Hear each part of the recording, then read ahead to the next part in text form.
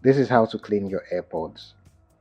For this, you need toothbrush, cotton board, soapy water, and the microfiber cloth. First step is to take the AirPods out of the case. If you use an AirPod Pro, take the ear tip off. You put them into the soapy water to soak. Use the toothbrush to gently brush the AirPods vent. Use the cotton board with the soapy water to gently clean the AirPod case, also the contacts. Wipe and dry the AirPod case, also the AirPods themselves. Clip the ear tip back in place, and you're done. That's how to keep your AirPods clean.